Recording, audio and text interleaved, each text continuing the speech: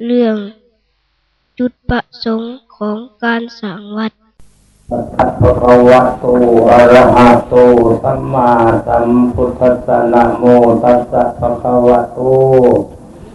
อะระหะโตสัมมาสัมพุทธัสสะนะโมตัสสะภะคะวะโตอะระหะโตสัมมาสัมพุทธัสสะสัพพทานังธัมมทานังสินาติสัพพะสังฆมรโสติโนอิโตปรังสกัจจังธัมโมโสตโพติ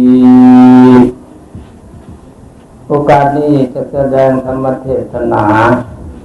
พรรณนาสัตถุธรรมคำสั่งสอนของพระสัมมาสัมพุทธเจ้าเพื่อเป็นการโสดทรงองค์ศรัทธาของเฮาเราพุทธบ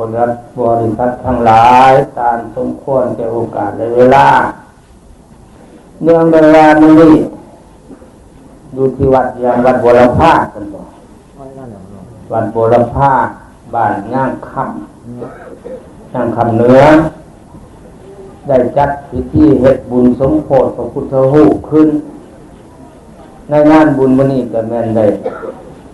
อาราธนานิมนต์พระสงฆ์องค์พระเจ้ามีจำนวนมากมายสมควร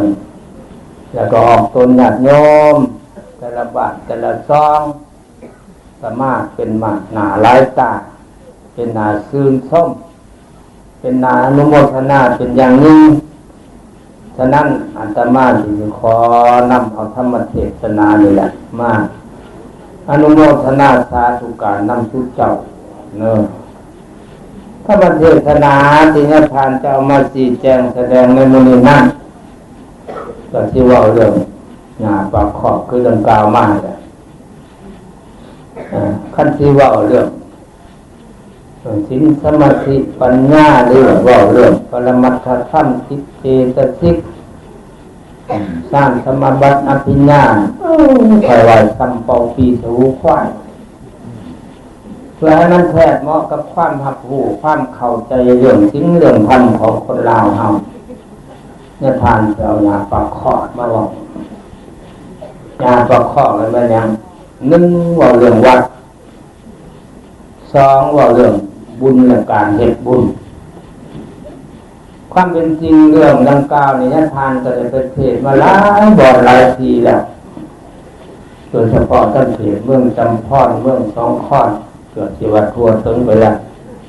แต่ในเทศนี่บ่ทันได้มาเทศก็เถื่อน่าจะที่เป็นขั้นปฐมฤกษ์หรือว่าขั้นตำบิในชีวิตของนิทานที่ได้มาเทศอยู่ที่บ้านย่างคำในเขตเมืองไซบุรีล่องแม่น้ำเซ่บางไฟก็เคยมาได้อยู่ดอกเทศอยู่บ้านเวิ้นเนื้อบ้านต้นแหนบ้านยังทางบ้านบึงเซ่บ้านนั้นเคยเทศอยู่แต่ละโมงนี่บ่งย่างคำหน้าคานาหน้าไก่หน้าเนื้อบ้านยังหลายบ้านมงนี่ว่าท่านซะยังบ่ท่านได้เคยมาเทศจ้าเถื่อ แต่ก่อนที่เข้าสู่เนื้อหาสาระธรรมเทศนาที่อาตมาจะเอามาชี้แจงแสดงในมื้อนี้นั้นท่านจะขออภัยล่วงหน้าเด้อต่อการเทศนี่แม่นออกพันจริงนะอาตมาบ่เคยคิดว่าอยากเทศออกกิเลสออกไม่ออกพาหนีธรรมเว้ากงไปกงมาแต่ว่าความจริงหรือว่าคงไปคงมากคนบ่อยากมากคนบ่อยากสอบคนเฮาส่วนลงรายสอบกี่ตัวสอบว่าหลอกว่าล่วงไปจังซั่นเด้ว่าความจริงนี่บ่มักอีเนี่ยเห็นบ่เฮาไปท่วงคนโบราณมันหายได้ทั้งที่ตัวมันหลังมันจะหายตัวบักโบราณนี่เขามันเสียได้อันนี้ก็ทำนองเดียวกันกับญาติทานเทศไปมื้อนี้เด้อถ้าว่ามันแตะมันต้องมันต่ำมันซูนใส่ผู้ใดก็จะซูนใส่ทานเด้อ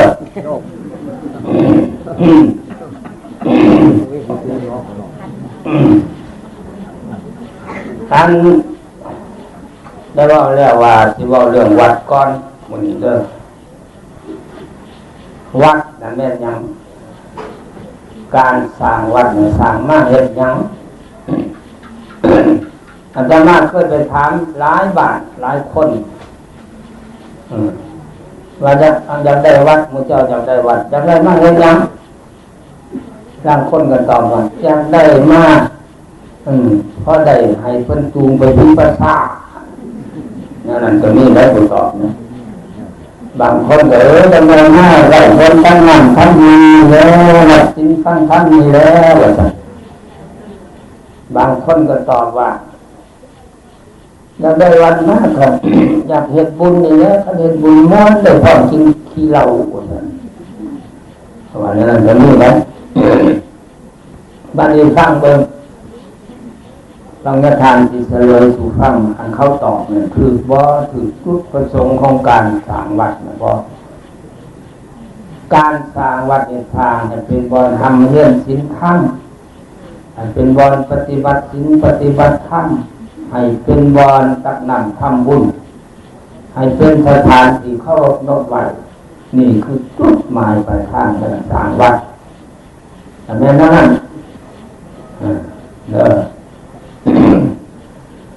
ฉะนั้นเพิ่นจะเอาใจใส่กันว่าเรื่องสร้างวัดบ่ว่าบ้านใดว่าผู้ใดไปสร้างวัดเด้อโอ้ก็ตีลื้อโลดเสียเงินเสียคำผู้ละ100,000 200,000ผู้ละ10,000 20,000ทุ่มเทไปเพราะว่าเพิ่นสร้างให้เป็นบ่อนปฏิบัติศีลธรรมเป็นบ่อนอบรมศีลธรรมเป็นบ่อนทำเพ็งศีลธรรมเป็นบ่อนตักน้ำทำบุญเป็นบ่อนเคารพนอบไหว้ใครก็เชื่อกันว่าได้บุญกันคำพังเพื่อเป็นสุภาษิตโบราณเพิ่นกล่าวไว้ขุดน้ำบ่อก่อศาลาแต่งมะค่าใส่เต่าปั่นเบารอลมพ้นสร้างกุศลปัวพญานักปราชญ์เจ้าเจริญเจริญมาได้บุญแท้แรกนะ สร้างวัดเนี่ยคือสร้างเบารอลมพ้นในครั้งก่อนหมู่หกหมู่ห้าเพิ่นนิยมนะนิยมนักปราชญ์อาจารย์บ่าวทิศบ่าวจานผู้สาวมักเป็นยังจะมักคนได้รอล้อมมาแล้วเป็นลูกเป็นผู้รักนักปราชญ์เป็นผู้เฉลียวฉลาดในของจริงของธรรมฉะนั้นบ่าวทิศบ่าวจานเตบูหานจะเป็นคนขี้หอมได้เนี่ยอะไรไม่น่าไม่จานจะกินเนาะไปหอมสาวก็มักนะแต่ว่าจานยังมีลุยแล้วคุณสาวก็มักก็จะด่าผ่ามือมาหลายล่าที่เรื่องที่ไปตายแล้วคุณสาวเขาก็มักเลยได้เดี๋ยวนี้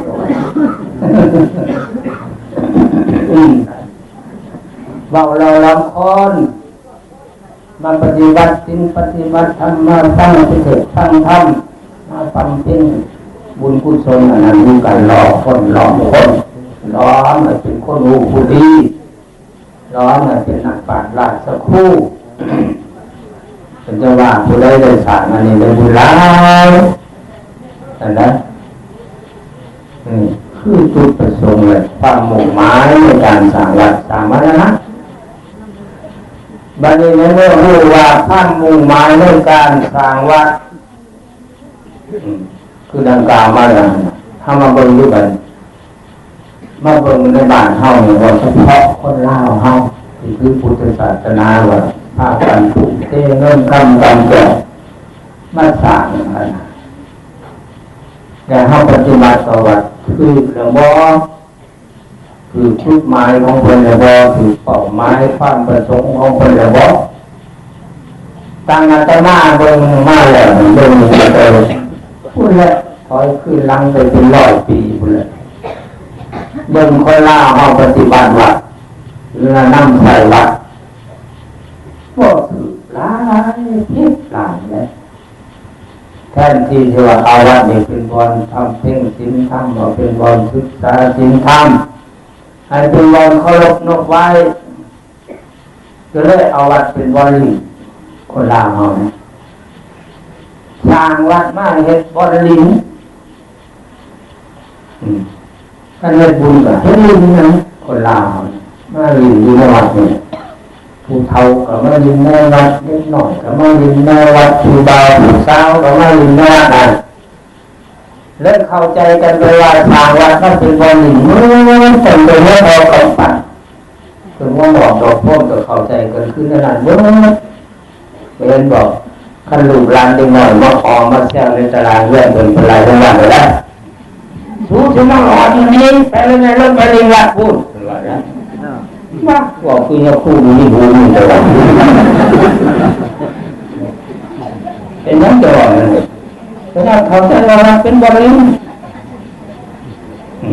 นั่นเวลานั่งใส่วัดไปพิษเป่าหมายได้ลินเราลินยาลินที่ลินไทยลินไทยครับสิ่งที่เราเอาลินนั้นมาเป็นลินเราลินเด้อแต่พอเจ้าแม่ปูญาตาหน้าจะห้าวไปที่คณะบุญแล้วพุกพามเลยพุกพามออกวัดเลยนะใช้สลาดกันมานั่งจูบนั่งพามแล้วผู้สาวมันเต็มพามเลยก็ไม่ได้มานั่งเงินดีนะมานั่งอยู่ตรงบ้านผมบ้านรับลินผู้สาวรอไปกระถางนั่งอยู่บ้านใดอยู่บ้านย่างคำเอาอ้ายบอกเอาอีบอกอีบอกตัวบอกว่าบอกเต้นบอกว่าท่านเจ้าตัวแต่แล้วจะเป็นอะไรงงดื้อมาแล้วโอ้จังคือแล้วเปล่าไปทำไมมากตัวอีกตัวผู้สาวนั่งผู้สาวนั่งบุญนั่งบนเลยเด้อเบิดคือเท่าเจ้าบุญเลยไปแค่อยากฟังผู้วางตัวนี่จะมาหลินนะสิว่ามากเพื่อเข้าลกนกไหวมากเพื่อทำเยื่อสิ้นทั้งมากเพื่อปฏิบัติสิ้นปฏิบัติธรรมมีน้อยอันนั้นนอกจากว่าเป็นวันเรียนเอาเป็นวันเรื่องความเอาเป็นวันว่าสานเหนือสานน้องอาตมาไปแลบ้านนั้นปีหลายปีมาแล้วปีอันพระเจ้าว่าอันพระคำพูดถึงในบ้านดอนมาลัยนะบ้านดอนมาลัยนะอาตมาไปแลนะวะไปแลเห็นพอเอามองมันเอามองมาอันนั้นดูมันจุ่มมองมาอันนั้นมองดูในวัดคู่ขาวมองใส่ละใส่เสาสิ้นพูดลองดูย่างเข้าใจยังเข้าใจว่าตื่นโอ้อาตมาจะว่าเสียดมเสียดายเงินคำกำแก้วที่ห้องคุณห้องเพื่อนมาสร้างให้มันเป็นเบารอคนก็เลยเป็นการสร้างบอลโพกขี่ตรงใช้คนโพกขี่ง้อขี่ควายขี่เป็ดขี่ไก่ใช้คนเขามาวัดแทนสิมันนกมาไหวนกเขามาเฮ็ดบุญชิ้นยินทานเฮ็ดอยู่แล้วบุญน่ะแต่บุญคือพระเจ้าเข้าใจกันนั่นแหละนะตอนนี้เรื่องบุญจึงเอาไว้รอบางวันรอสวัสดิ์รอสัพวัตอันนี้นะบัดนี้เมื่อเราจะสร้างวัดมาเพื่อเป็นการเป็นบอนปฏิบัติศีลธรรมเป็นบอนทำเพ่งบุญทำเพ่งกุศลเป็นบอนเคารพนไหวแล้วนะเท่าคนจะปกปักรักษาวัดเห็นไหมคือกับจุดหมายปลายทางแต่เรากัดท่านไล่จุดหมายปลายทางนั้นเด้อเป็นเงินให้ลูกให้หลานบ่เกิดใหม่ใหญ่ลำก็เข้าใจจุดประสงค์เข้าใจกับเข้าใจว่าเป็นว่าหญิงคือว่าอะไรมันพิษนี่แหละอาตมาเบิ่งมาแล้วพิษลิงสารพัดตัวเนี่ยลิงหลงลิงดาลิงสกปรกพกเพื่อมันเป็นบุญมากเลยพ่อนางควางแย่จอดคาลิงจอดคาไล่เบ็ดแอลออนฮอนแอลมือเงียบอยู่ลำบากของโสโครกของสกปรกไม่เอาเขามาเฮ็ดกันอยู่ในนี้ปั๊บตะกี้ได้เดี๋ยวนี้ก็ไข้ไปแน่ไข้แท้มันจะนอนหมดแล้วมันขาลายพอมันใหญ่ขึ้นแล้วใหญ่ขึ้นแล้วหน่อยนึงเป็นยังเขาจะเห็นได้นั่นมันน้อยชาวพุทธเล่าให้ชาวพุทธเล็กน้อยแต่เฮ็ดคือเล็กน้อยนะเรื่องนี้เป็นเรื่องของเด็กน้อย มันว่าท่านเป็นผู้ใหญ่จังหวะในช่วงนี้ในงานจะทำเป็นผ้าผ้าต้นผ้าอย่างผ้าโยมขึ้นห้องป .1 ป .2 ป .3 ให้มันใหญ่เลยให้มันเป็นผู้ใหญ่เลย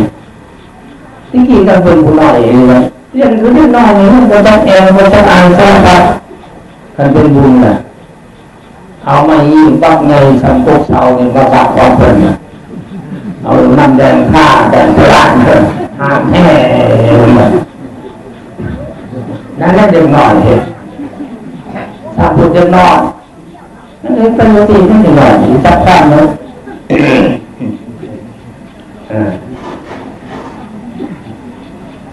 เสียดายเงินเสียดายคำที่ถูกเทพาบรรษาเพื่อเอาหวังว่าอาวัตจะเป็นบ่อเราลองคนอาวัตเป็นวันเฮ็ดบุญสิ่งเป็นท่านกลายเป็นอาวัตมาเป็นวันดิ่งเป็นวันเฮ็ดบาปเฮ็ดกรรมไปแล้วเบิ่งให้ละเอียดที่ส่วนพิจารณากันในกระขังและน่าสมเพชน่าเวทนาที่คนเล่าห้องอาวัตเป็นวันดิ่งประเทศที่ข้าเจ้าศึกษาดีแล้วข้าเจ้าใหญ่แล้วเป็นชาติพุทธใหญ่แล้วเขาบ่เฮ็ดได้อันตัวอย่างคือประเทศพม่า อาตมาไปมา3 ปีหลังไปประเทศพม่าแต่พ่อเขาเฮ็ดบุญอยู่3 บ้านยักษ์คู่ลูกเทศตั้งแต่6 โมงเช้าถึง10 โมงกลางคืนจังเช้าเทศนะไปลงเขาเฮ็ดบุญมาได้เราไปลงโอ้ยเป็นดาวอันชอบเป็นดาวอันชอบเขาเจ้า มาพากันนั่งฟังเทศน์กับวาระวันในวัดก่อคน10 ต้นผู้ฟังเป็นชั่วโมงก็มีฟังเป็น2 ชั่วโมงก็มีฟัง40 นาที30 นาทีก็มีเอาแต่ศรัทธาให้มีบ่มีแล้วที่ขายเหล้าขายยาขายขนมขายของนั้นอยู่โรงเรียนวัดสุดาเขาพวกนี้วัดเขาเจ้านี่เขาเจ้าให้ความเคารพสูงบนไปทางเขาวัดนี่เขาปลูกมาจากพูนประมาณ200 ล้าน300 ล้านแล้วก็มุ่งหลังอีกทางเขาวัดเขาบริเวณร้านธรรมดาประดาลิงว่านสายสมองมีศิลปะโดดไล่คักแน่ทางเขาวัดเขาพอเหยียบปากข้างเขาวัดปั๊บเขาสิปลดโหลดเกิดเขาพวกพยานได้เขาปลดโหลดได้เขาไปแล้วกับไปบูชาเอาดอกไม้ธูปเทียนที่เขาเจ้าจัดวางไว้ตอนรับแขกคนมั่นถ้าไปไหว้พระไปบูชาธาตุไปบูชาพุทธรูปผู้ห้อยนั่งไหว้พระแล้วก็นั่งสมาธิภาวนาอยู่ในหันพุทธเจ้าพุทธเจ้านาที30 นาทีเป็นชั่วโมง2 ชั่วโมงนั่งกันอยู่หันเงินคำกำแก้วของพระเจ้าที่พระเจ้าหาสั่งวัดเขาก็ยากคือวันเท่าไหร่แต่ละวัดพระเจ้าที่เฮ็ดสถานที่เคารพเราไหว้เป็นประจำโดยส่วนมากเนี่ยมีเงินสร้างธาตุเมืองประมาณบ้านน้อยกระธาตุน้อยบ้านใหญ่กระธาตุใหญ่ถึงเราเห็นหอพักหอเงินตามในสถานที่คนใดสักการะบูชาเขาจิตตั้งตู้บริจาคไว้ใครเข้าไปวัดนั้นต้องได้ทานถือกันว่าเป็นประเพณีหรือว่าเป็นจริยธรรมของเขาก่อนใช้โลกเป็นตู้ผู้ละกีบ2 กีบผู้ละ10ผู้ละ20ผู้ละ100แล้วแต่ศรัทธาเขาเราโหเอาเงินอันนั้นเงินคนมาปอนตู้ในวัดนะไว้เฮ็ดไว้สร้างสิสร้างหยังสิสร้างศีลจังซี่กว่าบ่รู้เงินพอบ่หาศีลคันบ่พอก็โจไว้ก่อนพอรู้พอได้ก็ถอดมันนี่แหละเฮ็ดกับถอดที่หน้าต่อกันไปเอาเงินในตู้บริจาคหันเขาอันนั้นเขาเป็นเศร้าผู้ใหญ่เขาใหญ่แล้วแต่เรานี่ยังน้อยละเป็นเศร้าผู้เล็กน้อยเรื่องที่เขาไปลงไปไหลว่าในทางไม่ยากเรื่องที่เขาไปกินไปทานนั่นครูบาอาจารย์วัดว่าเนี่ยทางไม่ยากคอยจะว่ามันเป็นทรัพย์คุณเล็กน้อยเดี๋ยวจะทานตัวดึงมือเจ้าขึ้นหอยป.1 ป.2เดี๋ยวนี้กำลังขึ้นป.2ใครแดง จะทานดึงอะไรแล้วทานไฟบุญนี่แล้วบุญสมโภชพระบุญปฏิบัติธรรมกรรมฐานกรรมฐานก็ยังว่าหน้ากันหน้าหน้าลายตาได้เลยจะหาลอยบนคนก็สิได้เราบนคือลายบางทีญาติอยู่นะก็แสดงว่าเศร้าพุทธผู้ใหญ่เกิดขึ้นได้ร้ายแล้วเด็กเด้อนี่นาสร้างเสริมหนาโมทนาเศร้าพุทธผู้ใหญ่แบบเดิมคันเป็นเศร้าพุทธผู้ใหญ่ละมากดูเงินคันเศร้าพุทธน้อยจ้างมันก็บ่มากดูเงินคันมันมีเงินหล่อในโลกมันมีเงินตัวเองหล่อมันบ่มากเศร้าพุทธน้อยเอายังมันหล่อมันเอาลำลงมันรัวเอาลำเรือมันรัวเอาดนตรีมาโยมันจะเข้าวัดเข้ามาตรงนั้นแต่นิ่งได้เขาไม่นิ่งเขานิ่งรอมันใหญ่เป็นเกลือเนี่ยนี่ว่าเรื่องวัดเรื่องเรื่องการที่ละเอียดก็ยังไม่ต้องเลยเนี่ยจะคงจะพ่อเข้าใจจะได้ว่าสร้างวัดมากเพื่อหยังจะรักษาวัดยังไงรักษาทุกประสงค์ใครไม่ได้บ้านนี้ที่ก้าวเขามาว่าเรื่องบุญแต่ก่อนสิแสดงเรื่องบุญเรื่องการเรื่องบุญนี้จะถามเขาถามปัญหาผู้เจ้าก่อนเดินไปดังต่อบุญคือหยังบุญอยู่ในใสการเห็นบุญอะไรได้ไหมได้บุญแล้วเอาไปเห็นหยังเอาตอบบนพอใช่ไหมบุญคือหยังฮะที่สิเคยได้ฟังเทศน์มอนบุญคือความดีมันว่าแต่ได้บุญมันกินเหล้าโอ้ยคือห้าเลยเห็นไหมครับว่าแต่เอาบุญไปกินเหล้าของฉันเนี่ยบุญคืออันเต็มไปด้วยความดีชื่อว่าเรื่องแล้วบุญคือสิ่งที่เต็มไปด้วยความดี เต็มไปด้วยความบริสุทธิ์เต็มไปด้วยความสะอาดบุญนั่นเลยแต่นักปราชญ์อาจารย์หลวงพ่อห้านทรงแปลไว้ในคำพีดีกาตำรับตำราเพิ่นว่าบุญเป็นสื่อของความสุขก่อนสิเป็นสื่อของความสุขได้ต้องมีเหตุของมันคือความดีได้มีความดีจึงมีความสุขได้เห็นเด้ออันนี้พระสัมมาสัมพุทธเจ้าก็ตรัสอย่างยืนยันว่าสาธุตรังปุญญังวัฏานิเป็นแบบนั้นนะเอาตถาคตกล่าวว่าอันเป็นความดีทั้งหมดแต่ละเป็นบุญอีกบทหนึ่งพลกว่าสุจริตกัมมังปุญญังวัฏานิการกระทำทุจริตนั่นแหละเป็นบุญบาลีการกระทำที่จะพาเป็นบุญนั้นคือการกระทำอันปราศจากโทษคือหมายความว่าสิ่งใดที่เราเห็นลงไปแล้วเราเองก็บ่เดือดร้อนผู้อื่นก็บ่เดือดร้อนและสิ่งที่ทำลงไปนั้นเป็นประโยชน์เพื่อกูลสังคมและตนเองด้วยอันนั้นคือความดีที่พาให้เป็นบุญผู้จักแล้วบัดนี้บุญเกินเต็มไปด้วยความดีความจริงแล้วครูบาอาจารย์หรือว่า ผู้เฒ่าผู้แก่พ่อแม่นักปราชญ์เพิ่นก็ได้สรรเสริญได้สั่งได้สอนแนะนำคำสอนเฮาไว้แล้วว่าบุญคืออันเต็มไปด้วยความดีเพิ่นเริ่มบอกเฮาตั้งแต่สถานที่เฮ็ดบุญพี่แหละบ่เฮ็ดบุญกันเฮ็ดบ่ดีๆบ่จกๆบ่งามๆวันเฮ็ดบุญก็เอาสาดเอาบานเอาเสื้อเอาสาดเอาผ้าเอาพรมมาปูพุ่นแหละหมายความว่านั่นกับเพิ่นสิให้รู้จักแล้วว่าบุญย่อมเต็มไปด้วยความดีการทำเพ่งบุญคือการสั่งสมความดีให้ถึงพร้อมฉะนั้นการไปเฮ็ดบุญเฮาก็นุ่งแต่อันงามนุ่งแต่อันจบอันดีไม่เอาก็นุ่งศีลใหม่ใส่แพรดีประดับประดาด้วยเครื่องเอกของยอดตุ่มหูใช้ซอยไปแล้วบ่คือไปเฮ็ดบาปได้ไปตึกแห่หนึ่งผ่าตะโลขาดก็ได้ไป คุดเขียนน้ำทงหน้านี่นุ่งสินขาดไปก็ได้ท่านไปเห็นบุญน่ะนุ่งเต้นเจ้าพันน้ำแรงกระสอบแสดงให้เฮาแล้วว่าบุญน่ะเต็มไปด้วยแนวดีเต็มไปด้วยอันดีเนาะวันนี้เมื่อพระเจ้าว่าบุญเคลื่อนเต็มไปด้วยอันดีแนวดีจังซี่แล้วก็พึ่งให้รู้จักว่าบุญอยู่ในใสบอนอยู่บุญของบุญอยู่ในใส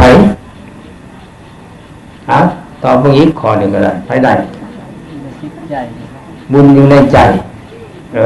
ถูกต้องแล้วนี่ถูกต้อง100%บ่แม่นบุญอยู่ในวัดบ่ไม่ออกพอได้ยินคือเจ้าว่าไปวัดไปเอาบุญเด้อไปเอาบุญอยู่วัดเด้อซั่นเด้คือว่าบุญอยู่น้ำยาทานอยู่น้ำยาคู่ไปเอาบุญน้ำยาทานเพิ่นได้ก็ว่าบุญอยู่น้ำยาทานตัวอันนี้จะมีส่วนถือ แต่บ่ถือเที่ยงแท้แน่นอนอันมันถือเที่ยงแท้แน่นอนจริงจังเลยนั่นแม่นบุญอยู่ในใจบุญอยู่ที่ใจเด้อที่เฮามาได้มื้อนี้ก็ย้อนใจเฮามีบุญจังพากันมาเนี่ยขั้นใจมันบ่มีบุญบ่มีบุญอยู่ในใจมันเอาเสือกของข้อแก่มามันก็บ่มาเด้อนั่นปัญญาบุญอยู่ในใจเบิ่นบ่ เฮาสรรเสริญผู้ใจกว้างใจขวางมักตักน้ำทำบุญมักช่วยเหลือเกื้อกูลลูกหลานบ้านเมืองเฮาก็ย่องซองเพิ่นว่าโอ้ยจะแม่นเล่าใจบุญจะแม่นเพิ่นใจบุญเนาะนั่นก็แสดงเพิ่นบอกให้เฮาฮู้แล้วว่าบุญอยู่ที่ใจเด้อทำนองเดียวกันน่ะก็บาปก็อยู่ที่ใจคือกันได้ผู้ใดขี้โหดสามารถมักปล่อยมักด่ามักฆ่ามักตีมักฉอมักโกงมักหลอกมักโลภมักลักเฮาก็ติแทนว่าเฮ้ยคนใจบาปนะก็แสดงว่าบาปก็ดีบุญก็ดีอยู่ที่ใจเด้อเมื่อฮู้จักว่าบุญอยู่ในใจบุญอยู่ที่ใจแล้วก็พึ่งให้ฮู้จักวิธีเฮ็ดบุญบัดนี้เด้วิธีเฮ็ดบุญน่ะคือแนวใดเห็นแนวใดจะว่าเห็นบุญพรกินขี้เหล้าพรกินเหล้าได้บุญบ่พรลำวงได้บุญบ่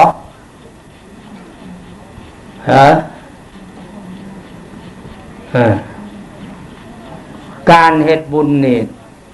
ในทางพุทธศาสนาพระสัมมาสัมพุทธเจ้าเพิ่นก็ตัดแนะนำคำสอนเอาไว้มีอยู่10อย่างหรือว่า10โกฏา1ทานามัยบุญสำเร็จด้วยการให้ทาน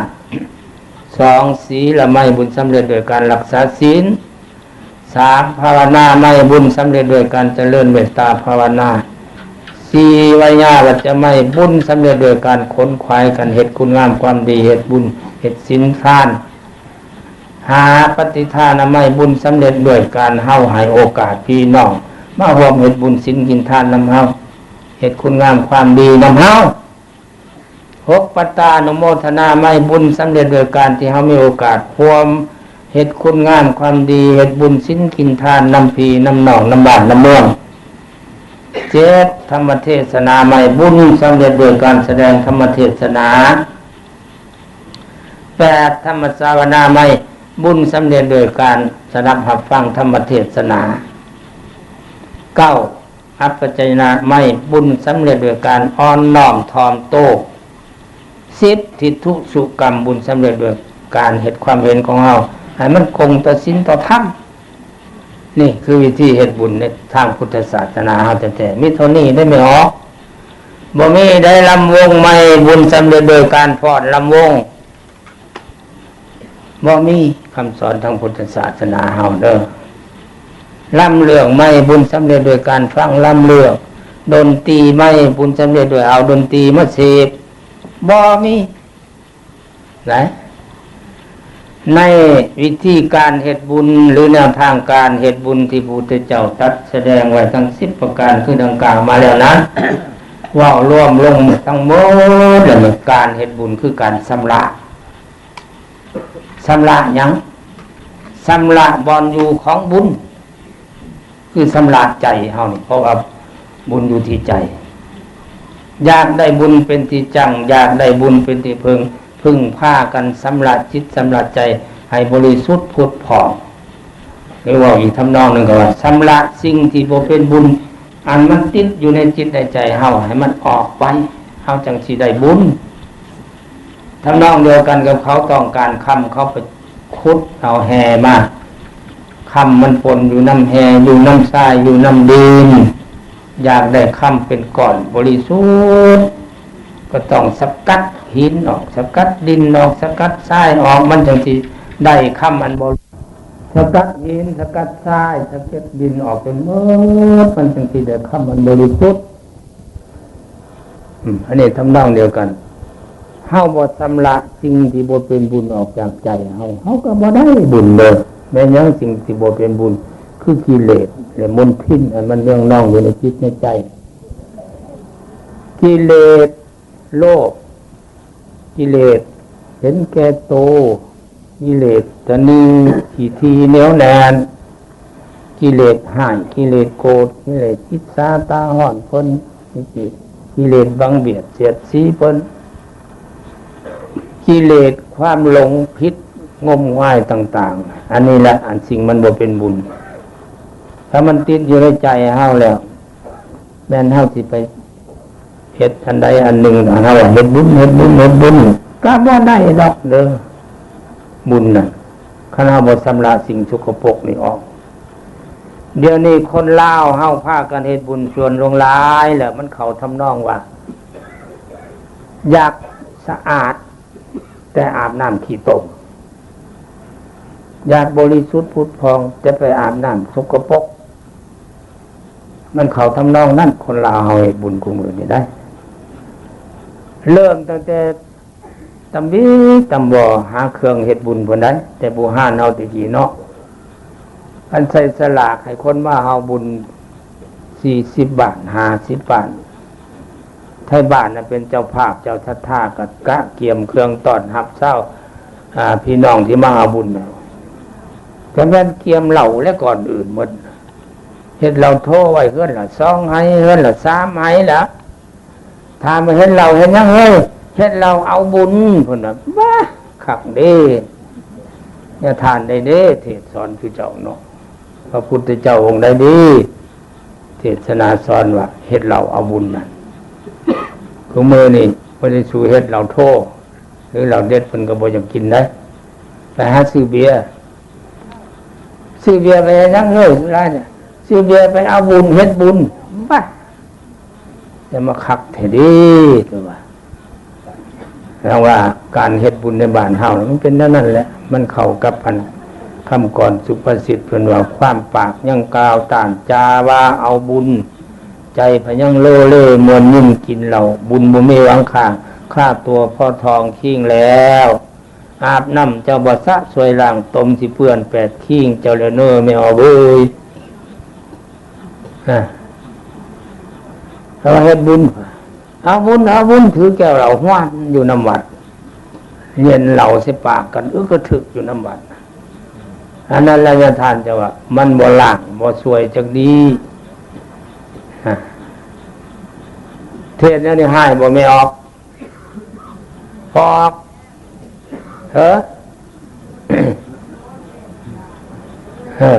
อยากให้ตายสิให้ข่อยบ่ได้ย่านคือเจ้าให้ของข่อยบ่ได้เว้าผิดข่อยบ่ได้เว้าผิด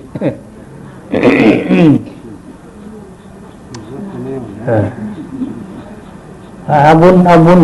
มันเข้าทำนองสุภาษิตบูหารบทหนึ่งเพิ่นว่าลูกผู้หักพาไว้ทางหลังลูกผู้สั่งพาไว้ทางหน้าหาปลามาป้อนมามผู้อยู่หลังห้องเฮียบเอิ้นหูหน่อยบ่เงียงฟังนี่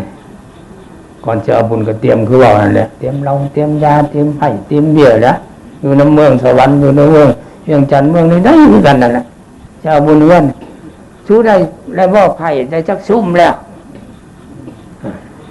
แทนที่สิว่าปรึกษาหารือกันว่าเอาบุญบ้านเฮาปีนี้เฮาสิฟังเทศน์หยังเอ้ยสิราธนานิมนต์อาจารย์ใดมาแสดงธรรมให้เฮาฟังเอ้ยมาเทศน์ให้เฮาฟังเอ้ยบ่มีปรึกษาหรือประชุมกันก็ หาแต่แนวสิมวนนั่นแหละเอาบ่มาลำเรื่องเฮ้ยเอาบ่ดนตรีเว้ย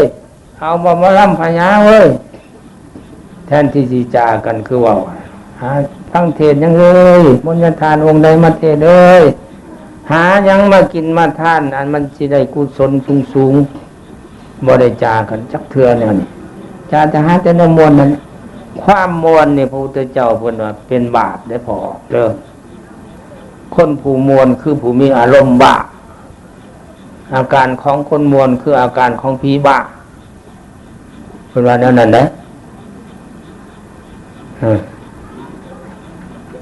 ความมวลความซืนนี่พระพุทธเจ้าจัดไว้ว่าเป็นอบายมุขหน้าอบายมุขทุกประการหนึ่งติดยาเสพติดให้โทษคือติดเหล้าติดยาติดซ่าติดฟินติดยาบอยาบ้านี่ก็เป็นปากแห่งความเสื่อมเป็นปากแห่งความสิบหายสองเที่ยวลินกลางคืนเลิกเดินขอนแจ่งขอนหุงก็เป็นปากแห่งความสิบหายเป็นปากแห่งความเสื่อมสามเที่ยวไปหามวลหาซืนหาบึงมหรสพคบงั้นก็แม่นเป็นปากแห่งความเสื่อมเป็นปากแห่งความสิบหายสี่ติดกันหกเจ็ดบอกสี่เนาะสี่ติดการพนันลินไผ่ลินเบี้ยแท่งโวยแท่งเบอร์สารพัดนี่เหมือนนี่เป็นปากความเสื่อมหมดแหละหาคบคนซัวเป็นเพื่อนเป็นฟุ้งเป็นมิตรเป็นสหายก็แม่นปากของความเสื่อมความสิบหายหกขี้ข้านปากของความเสื่อมบริความมวลความซื่นก็แม่นปากหนึ่งเป็นทางหนึ่งผ้าให้เสื่อมผ้าให้เสียผ้าให้อันบ่เจริญก้าวหน้านำเขาเห็นว่าประเทศศาสตร์ของเฮานี่บ่เจริญนำเขาจนโลกเขารับรู้ว่าเป็นประเทศด้อยพัฒนาล้าหลังแม้ยังเป็นปัจจัยให้ศาสตร์เฮาเป็นแนวนั้นทันที่ว่าละเอียดที่ส่วนก็มีหลายปัจจัยไล่มาแต่การศึกษาก็ล้าหลังเขาก็ถึงสิทธิอิสรภาพเฮาก็บ่ค่อยมีนำเขาตกเป็นขี้คามาใส่เขาก็หลายร้อยปีเต็มตกเป็นหัวเมืองซวยไทยตกแล้วยังบ่แล้วมาตกเป็นเมืองขึ้นฝรั่งประเทศที่บ่ได้เอกราชบ่มีเอกราชอันนี้ก็ปัจจัยหนึ่งแต่อย่าลืมว่าอีกปัจจัยหนึ่งคือคนลาวเฮานี่มักมวนมักลิ้นหาแต่ลิ้นแทนที่ว่าเราดูแลงนี่วิทย์เวียกให้กันวิทย์เวียกให้กันหน้า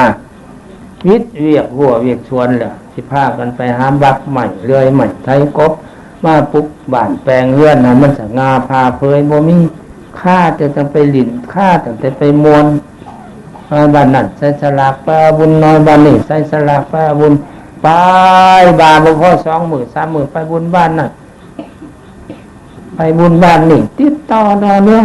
เอาบุญมื้อหนึ่งคืนหนึ่งมายิงนอนนั่น3 มื้อก็บ่ลุกแล้วเวลาได้สร้างสาพัฒนาอันนั้นก็คือโทษของความมวลพระพุทธเจ้าเพิ่นเทศน์ให้อิตาตระบุตรฟังเพิ่นว่าความมวลเนี่ยเป็นเหตุให้เกิดบาปเพิ่นว่าอิตาตระบุตรเราเป็นหมอลำเราลำมวลให้ก็ไปจ้างแต่เล่าแล้วไปลำเสกงานบุญศีลกินทานเราก็ภาคภูมิใจดีใจคิดว่าสิเป็นบุญนั่นแหละมื้อนึงเลยเขาไปไหว้ถามพุทธเจ้าข้าน้อยนี่เป็นหมอลำข้าน้อยตายไปข้าน้อยสิได้สวรรค์ชั้นไหนถามตมิตรเพิ่นก็บ่ทันตอบบอกเราข้าน้อยตายไปสิได้สวรรค์ชั้นไหนพระพุทธเจ้าละว่าบ่มีสวรรค์ให้เจ้าไปดอกตาลบุตรเอ้ยหาละเตรียมตัวตกนรกหั่นว่าจะมาเว้าแนวนั้นเหรอลำมันขึ้นสิบ่ได้ไปสวรรค์มันบ่ได้ไปสวรรค์ชั้นฟ้าอีหยังดอกตาลบุตรการหลอกการล่ำการเสพการห้ำการคับการกอมต่างๆนั่นมันเฮ็ดให้คนเบื่อเมาเพิ่นจัดเขาในมัสท่านของเบื่อท่านของเมาคนที่ไปฟังเจ้าล่ำน่ะอึดตาลับครับตานอนตากลมตากแดดตากหมอกเป็นไข้ก็มีเป็นหวัดเป็นไอก็มีเจ้าปฏิวัติได้บุญตื่นมื้อเช้ามาเมื่อนอนตะเว้นเที่ยงฟ้าก็บ่ตื่น แม่ว่าไปแล้วแม่บังคับลูกแล้วแม่ไปใช้หน้ามันก็ยังคนขอเกาะอยู่ป้าฮอดเวียกป้าฮอดงานเสียการเสียเวลาเสียเวียกเสียงานเจ้าพระจิว่าไปสวรรค์ชั้นใดสวรรค์ชั้นใดเราเตรียมตัวตกนรกหันตะละบุโดยพุ่นน่ะเราหายขาดโดนเราเสียใจว่าเข้าใจผิดแล้วหรือขอบวชซะเราก็ได้พระพุทธเจ้าเอาละบวชแล้วก็เศร้าล่ำตั้งแต่มือนั้นที่ตาละบุตรนั่นเข้าไปหาตั้งแต่มาล่ำขั้นเล่าอีกแง่หนึ่งกับเป็นตาตีเขาเจ้าดอกคนลาวเขาบ่เป็นตาตีเขาดอกเพราะเขายังน้อยเพราะให้อภัยอยู่เขายังน้อยชาวพุทธเด็กน้อยอันหนึ่งอีกมันกลายเป็นประเพณีมาแล้วบุญในบ้านเฮานี่เด้อบุญในบ้านเฮานะเพิ่นจัดไว้มีอยู่2ประเภทหรือว่า2แง่2ไงประเภทที่1บุญทางพุทธศาสนาบุญทางพุทธศาสนานี่บ่ยากมีศรัทธาจากท่านเอาของไปทานมีศรัทธาจากรักษาศีลลงไปขอศีลและรักษาศีลมีศรัทธาจากสดับฟังธรรมเทศนากับไปรัตนาเพิ่นแสดงธรรมเทศโปรดเฮามีศรัทธาอยากไปปฏิบัติธรรมกรรมฐานไปนั่งเจริญเมตตาภาวนาเพิ่นก็ไปแล้วเท่านั้นหมดเท่านี้บุญทางพุทธศาสนาเฮาบ่ยากได้ไม่ออกเฮ็ดบุญทางพุทธศาสนาง่ายๆแล้วก็บ่ยากบ่สิ้นบ่เปลืองยังลวงไหลไพ่มากดอกเดี๋ยวนี้คนลาวส่วนลงหลายผ้ากันจมว่าเฮ็ดบุญเดี๋ยวนี้จะแม่นมันยากได้ญาทานให้คนว่าได้ญาทานก็เลยบอกว่าเฮ็ดบุญมันบ่ยากรู้ยากแล้วคุมื้อนี้บ่ขาแม่โง่ตัวควายนี่สิเป็นบุญบ่หาแนวคมแนวงั้นเฮ็ดได้สิเป็นบุญไปจ้างดนตรีก็เป็นล้าน2ล้านพุ่นเด้อจ้างหมอลำเรื่องก็7ล้าน8ล้านพุ่นเด้อได้ขาง้อขาควายหาโต6โตพุ่นเด้อก็ยากแล้วพุ่นว่าอันนั้นแล้วสู่เฮ็ดบุญผิดอย่าทานละว่าจังซี่คันสู่เฮ็ดบุญถูกมันบ่ยากให้เข้าใจไว้อีกว่าความยากมันเกิดจากความผิดเพราะว่าผิดหยังแหละเว้าผิดก็ยากเฮ็ดผิดก็ยากให้ชื่อไว้เด้อคันสู้อย่างง่ายล่ะให้สู้เฮ็ดให้มันถือเฮ็ดบุญน่ะเฮ็ดบ่ถือมันก็ยากเลยแล้วเนี่ยแต่ว่าเฮ็ดอะไรมันติดมาพอแห้งพ่อแม่พาเฮ็ดมาหลายร้อยปีแล้วจนกลายเป็นประเพณีย้อนเฮาถือว่าความมวลเป็นบุญนั่นแล้วจึงเฮ็ดให้ความเข้าใจในเรื่องศีลเรื่องธรรมเรื่องศาสนานี่หมดถึงหมดทองคนลาวเฮาแม้แต่คำว่าบุญนี่ก็เว้าผิดแล้วเฮ็ดผิดแล้วเฮ็ดบุญก็ได้ย้อนหยังย้อนเอาความมวลมาเป็นบุญเอาความมวลมาเป็นบุญแหละมันปกมันบังความจริงไว้เบิดมันปัดมันเคลียร์คำจริงไว้เบิดมันตันทางไว้เบิดตันความจริงตันความถูกความต้องนะจนคนลาวทั้งหมดเอาบุญไปใส่ผิดพลาดคำว่าบุญนี่ก็ได้ตั้งแต่ผู้ใหญ่สูงสุดลงหอดเด็กน้อยทั่วทอกำปั้นพุ่นแหละเว้ากันกูมือได้บุญหยังบุญวันศาสตร์บุญช่วงเฮือบุญเศร้านุ่มบุญกีฬาสารพัดบุญคนบ่ได้มีมวลเขาเอิ้นบุญบ่ได้กูมือนี่ได้ต้องเข้าใจว่าความมวลเป็นบุญเด้เอิ้นบุญไปเบิดผิดได้จาละอายก็เจ้าผู้ศึกษานี่แหละเว้าเฉพาะบ้านไก่เงินเคียงเฮาไทยเขาบ่เว้าจังเทื่อได้คันไปมวนไปซื่นว่าไปงานไปเที่ยวงานนั่นไปเที่ยวงานนี่งานวันศาสตร์งานกาศาสตร์เขาบ่ได้เว้าคือเฮาเด้ให้จะลาเพิ่นมีแต่บุญกับบุญตายไปจังสแตกเราอยู่โพๆตัวมันสิบุญเมื่อใดอันนั้นแล้วย้อนเอาความมวลมาเฮ็ดบุญมันจังปกบังความเป็นจริงไว้เบิดเฮ็ดให้คนเข้าใจบุญผิดพลาดไปนะอันใดก็บุญอันใดก็บ่ได้มวลเลยเขาเอิ้นบุญแล้วนะคนลาวเฮานะ แม่นแต่กินดองเขาก็ยังเอิ้นบุญนะบุญยังบุญแอวเขาอ่ะเนี่ยมันเป็นการลบลู่คำสอนของพุทธเจ้าไปเนี่ยเป็นการทำลายความจำคำสอนของพุทธเจ้าไปหมดเลยนะ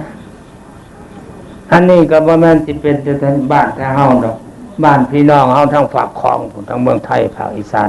ก็เป็นคือกันนะบอกว่ายักนักกว่าถ้าเฮาซ้ำมีหลายบ่อนอาตมาไปเห็นทำผ้าป่าไปทอดวันน้ำปีปีน่ะไม่ออกขึ้นไปฟ้อนอยู่ในโบสถ์พระพุทธรูป 3-4 องค์ตั้งสับหลาบอยู่นี่แต่ผ้าสวยๆงามๆนะขึ้นไปฟ้อนอยู่ในโบสถ์พึบโอ้ยจะมากูเป็นตาอ่อนซ่อนสู้แต่ดีตัวเป็นงานบุญเฉลิมฉลองหอแจกก็ดีโบสถ์ซิมก็ดีเอาคอนเสิร์ตแล้วมาลงเดินวัดมีบางบอนก็ใช้ทั้งหัวซิมหันแล้วอาตมาเป็นพอเท่านึงเพื่อนเอาคอนเสิร์ตวงดนตรีใหญ่ๆแล้วมาลงทั้งหัวซิมทั้งนั้นเป็นกุฏิพระสงฆ์ก็เต็มอยู่นั่นแหละเบิ่งอยู่ออกมาโซ่เพลงนั่นเพลงนี่มีหางเครื่องออกมาเต้นออกมาล่ำแล้วผ่อนสี่แข้งผ่อนสี่ขาทานยาคู่กับเบิ่งสับลาบอยู่นั่นแหละพอออกไปขึ้นไปหาเจ้าวัดเป็นพระครูได้เจ้าวัดเพิ่นนึงก็ได้ว้ายบุญวัดหลวงพ่อจะแม่นมันคักเนาะหลวงพ่อได้วงดนตรีดังๆมากจะแม่นมันคักหัวหยุ่มแล้วบ่าวหลวงพ่อมันก็ได้มันจะเข้ามาขี่สวัสดิ์โตโอ้ยตัว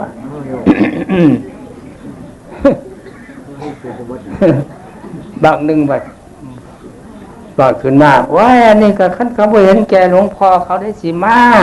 เขาเห็นแก่หลวงพ่อนี่แล้วเขาจะมามิแต่ลูกแต่หลานหลวงพ่อเนี่ยหัวหยุ่มแล้วบ่าวหลวงพ่อคนโอ้ยตัวอ่อนช้อนได้บ่จะเข้ามาขี่สวัสดิ์โตตัวเนี่ยกูไทยเนี่ยกูลาวเพราะผ่านกันนั่นแหละตัว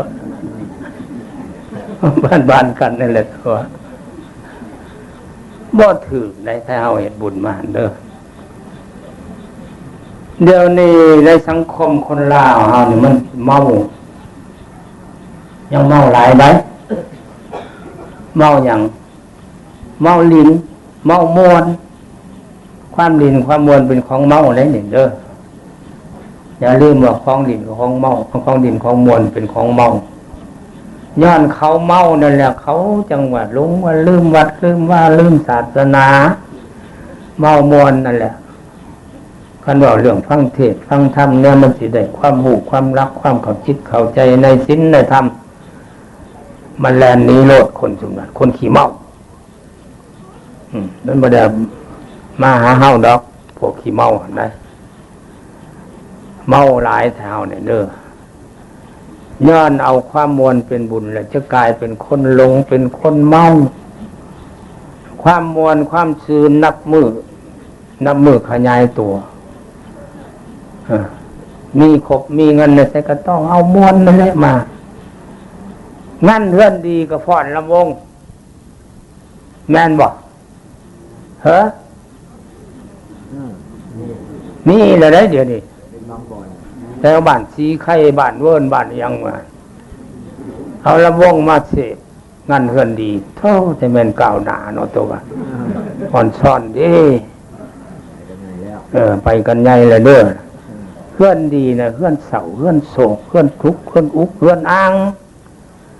พระเจ้าเอาความมวลความซื่นไปเห็นอะไรเหมือนบทสากลเขาเห็นกันเขางั้นศพเขาไม่ได้ห้องได้โหได้ไปปรงศพเขาเก่านางเงียบไปเจ้าสุภานุวงศ์ตายเพิ่นประกาศให้ไว้ทุกน้ำเจ้าสุภานุวงศ์เด้อเงียบปึ๊ดประเทศเฮาบ่มีการเสพการงั้นยังลุงก็สอนตายเอาไว้ในสภาคอยก็ไปร่วมงานเพิ่นคืนสุดท้ายบ่มีอันเสพบ่มีอันงั้นยังมีแต่เพลงธรณีกันแสงเปิดเบาๆพอยิ่งหุ่นอยู่ในสภาลูกหลานบ้านเมืองมากคบมางั้นมาเบิ่งทุกข์เบิ่งสุขน้ำเพิ่นก็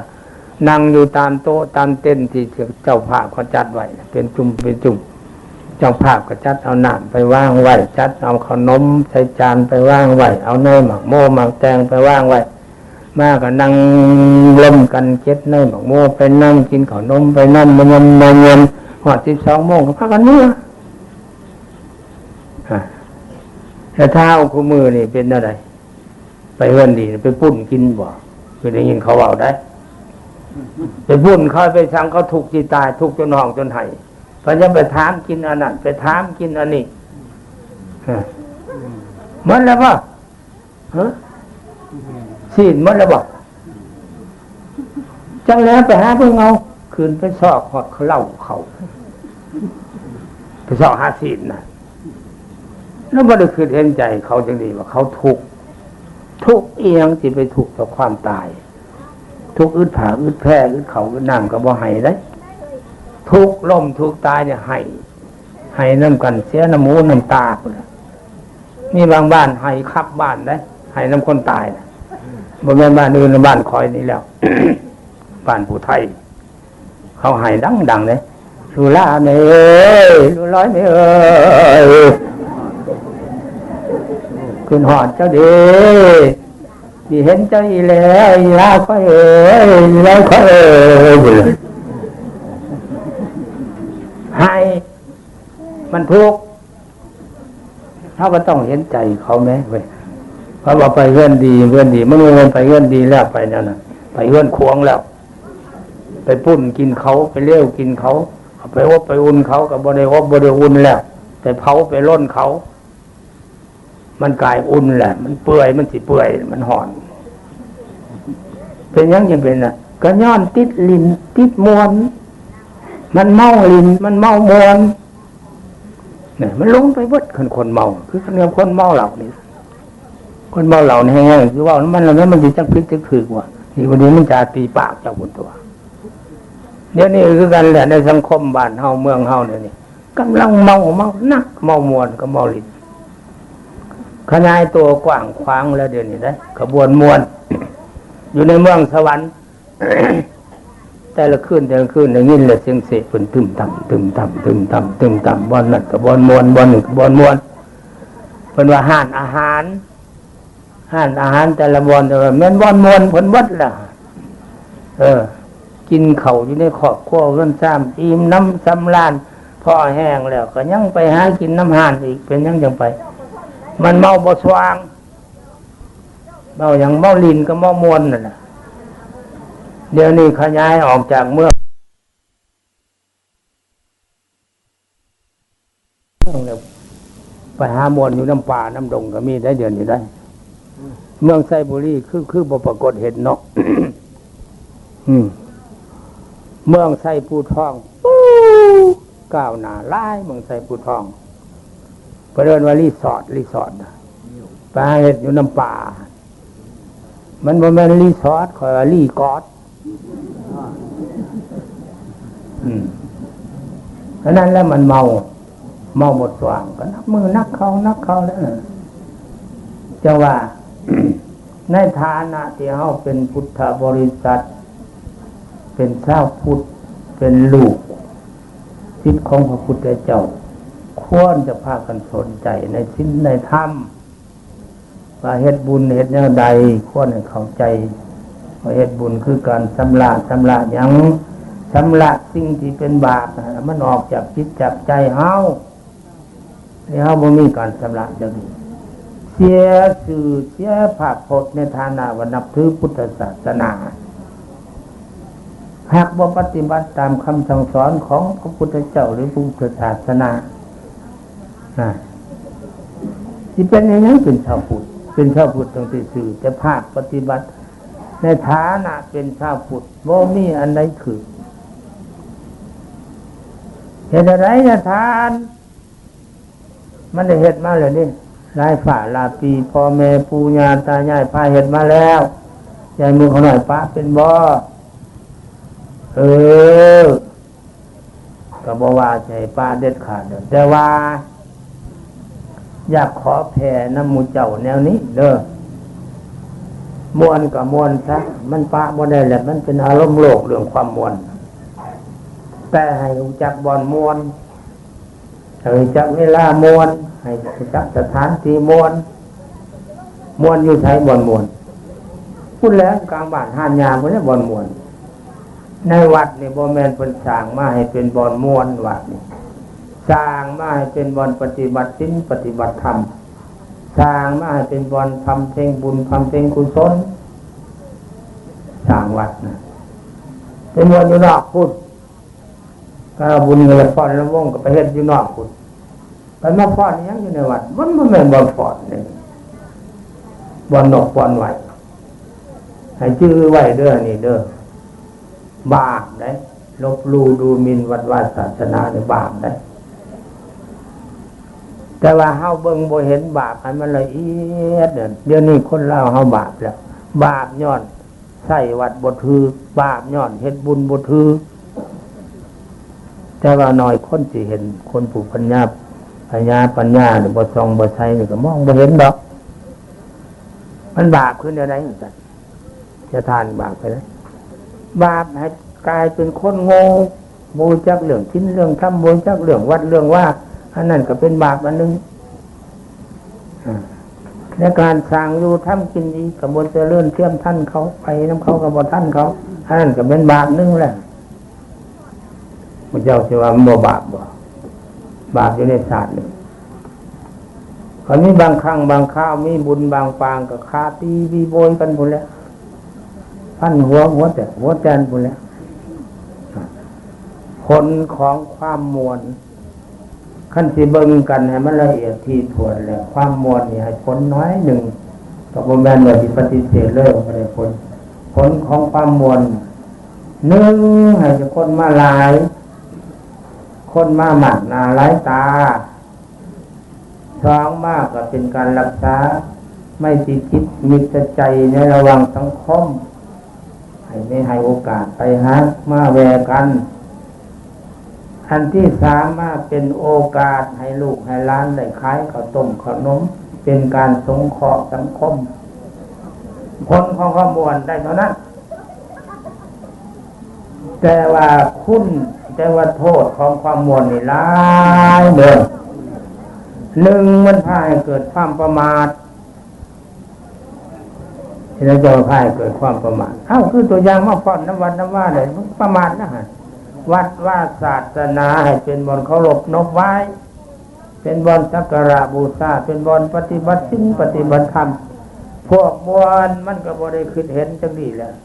มาผ่อนคืออยู่กลางย่างอยู่น้ำวัดน้ำว่า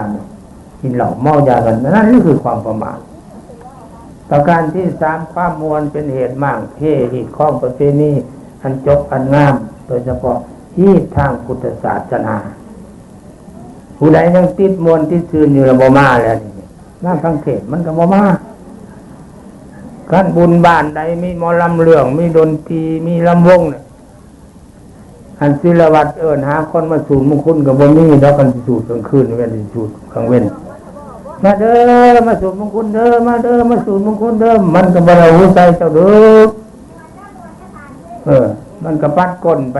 หาลำวงไปหาลำเรื่องพุ่นแล้วไปพุ่นหมดแล้วนั่นแหละคือมันทำลายหีบข้องเพณีนี่งานแนวเท่าฟังลำเรื่องมดคืนเท่าแจ้งลืมหนเมื่อหนึ่งเขาใส่บาทหาผู้ที่ลงใส่บาทก็บ่มีนั่นมันบางมันเพ่ขีดข้องเพณีนี่งานโทษประการที่สามเป็นการสิ้นเปลืองโดยใส่เหตุว่ามีความจำเป็นเอาบุญบ้านนั้นวันนี้ลูกสี่คนหาคนล้านอีก